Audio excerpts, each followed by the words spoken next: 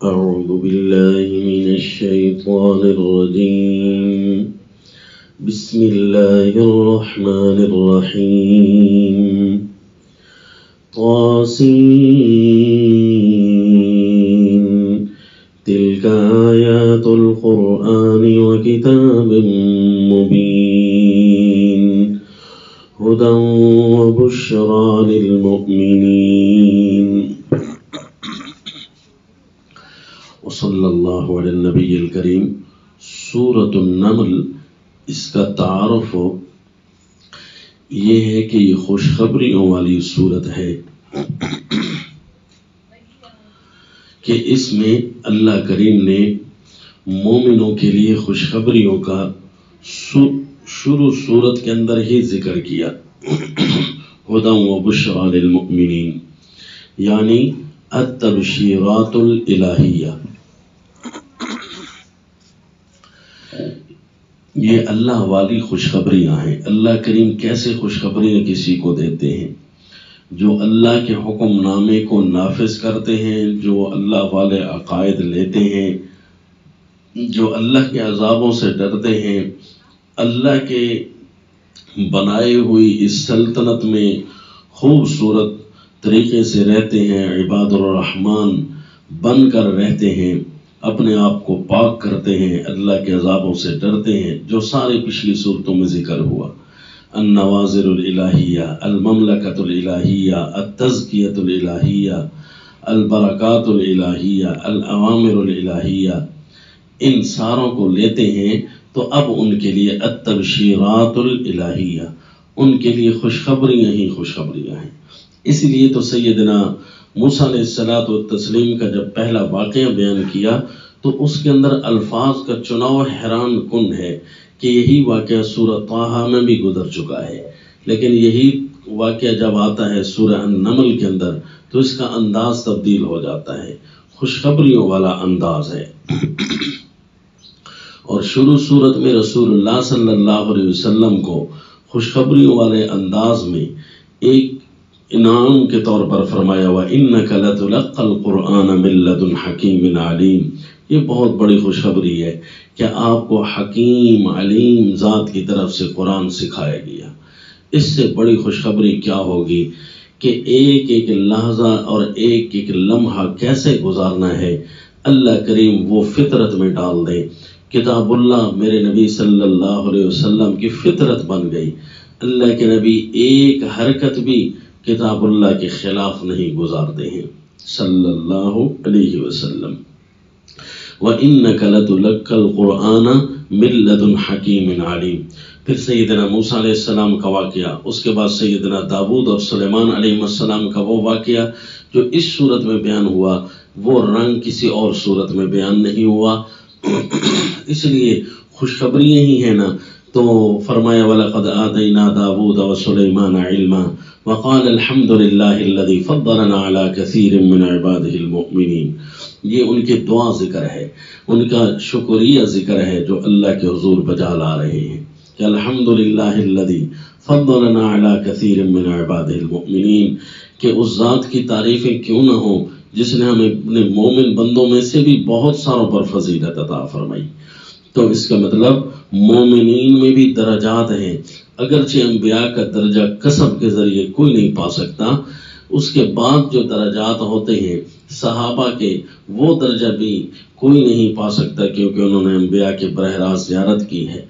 اولیاء کے طبقات جو ہیں بعد والے، وہ طبقے صرف اولیاء کے ہوں تو وہ تو پا سکتے ہیں، لیکن پھر مومنوں کے درجے متفاوت ہوتے ہیں.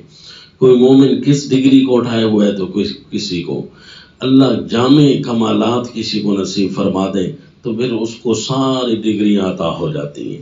پھر ساری خوشخبریاں جو اس صورت میں بیان ہوئی ہیں اسے بھر بھر کر ملتی ہیں.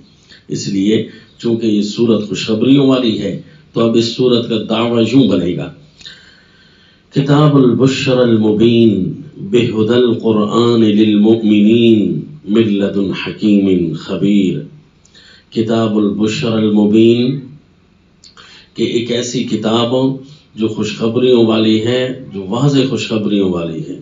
کتاب البشر المبین بہدى القرآن للمؤمنین، قرآن کی رہنمائی کے ذریعے جو مومنین کے اللہ نے رہنمائی کی ہے، اس ذریعے جو اب خوشخبریاں ملے گی، یعنی راستہ قرآن والا ہو۔ اس کے علاوہ تو دنیا میں سب جھوٹ چلتا ہے، اس کے علاوہ تو دنیا میں سب دھوکہ ہے۔ کتاب اللہ کے معیار پر اترتے ہوئے جو چیز ملتی ہے وہ خوشخبری ہوتی ہے۔ من لدن حکیم خبیر، یہ قرآن اور یہ خوشخبریاں کہاں سے آئی ہیں؟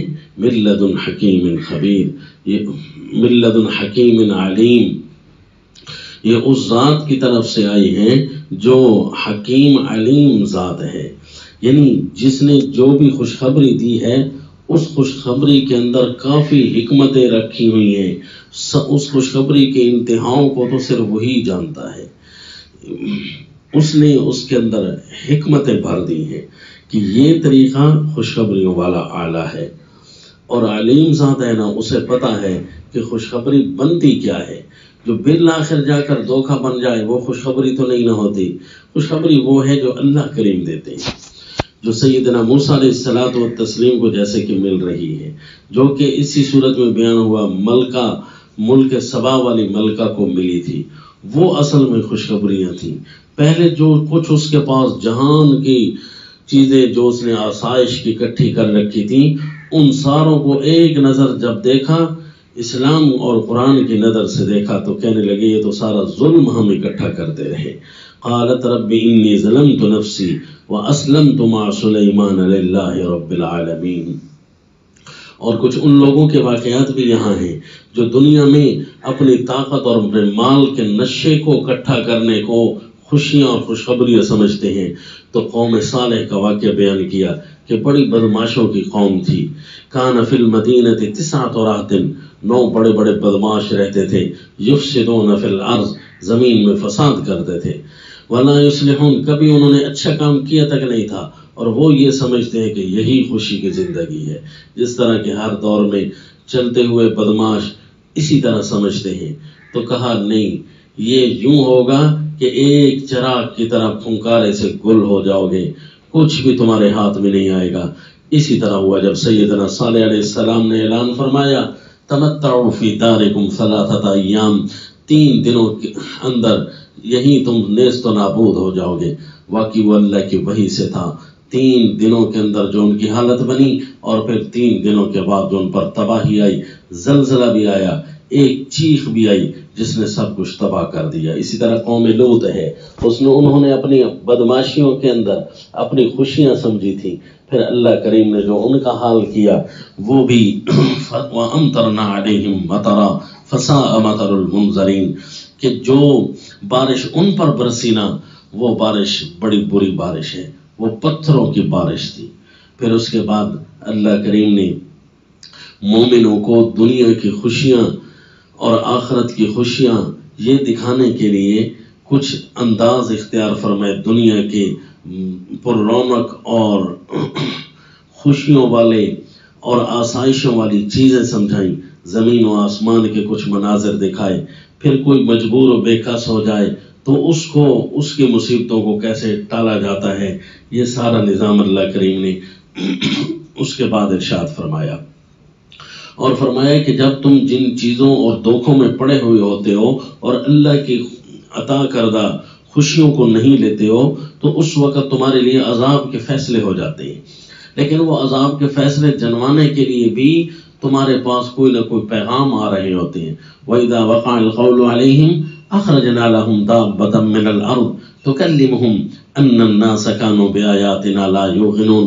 جب بھی ہم کسی قوم پر عذاب کا فیصلہ کرتے ہیں، کوئی بھی قول کسی کے خلاف واقع ہونے والا ہوتا ہے، تو ہم زمین سے ایک جانور نکالتے ہیں۔ یہ دابۃ الارض، یہ مخصوص جانور جس کا ذکر کچھ روایات میں آیا ہے، وہ اس آیت کے افراد میں سے ایک فرد ضرور ہے، لیکن پورا اس آیت کا وہی مفہوم نہیں، کیونکہ اللہ کریم نے اس کو عام رکھا ہے تو ہم بھی اس کو عام رکھتے ہیں۔ دلیل اس کے اپنے الفاظ ہیں کہ وَإِذَا وَقَعَ الْقَوْلُ، جب بھی اللہ کی طرف سے کسی بڑے عذاب کا فیصلہ ہوتا ہے تو اللہ ایک جانور کو زمین میں بھیج دیتے ہیں۔